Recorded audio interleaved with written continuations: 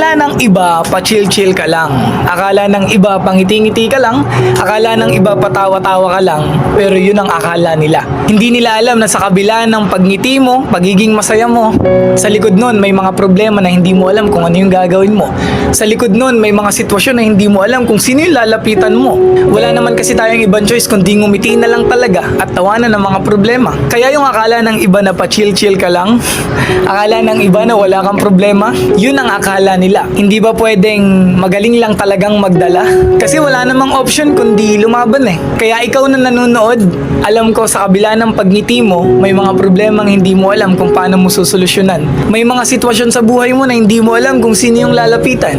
Ngumingiti ka na lang, nagiging masaya ka na lang. Gusto kong sabihin na ipagpatuloy mo yan, maging masaya ka lang, magpahinga ka lang, and then after nun, lalaban ka ulit.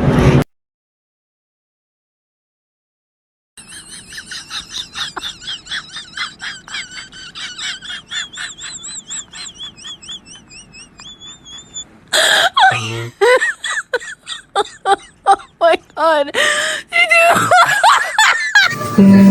Gusto ko ba itong tindahan may hindi tayong tao. Hanapin.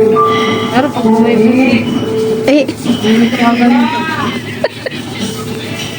paano dito ka marap? bakit? Paano ibibig?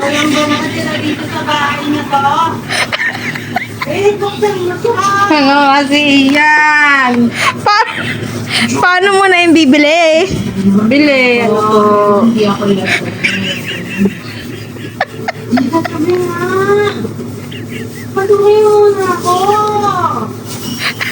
Paano yung bibili? Wow! Last na. Bili po. Ano po?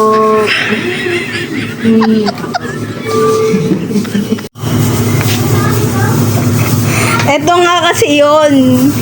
Oh. Ano? Yo. Tong puto.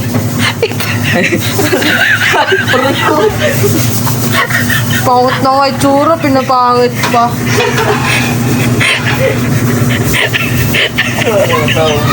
Bagay yung yung sa tindahan para makita. Kaya pero tong putong ano. Unggoy yung mukha. Oh. Ano? Paano yung sa tindahan? Paano? Bili po, ano po?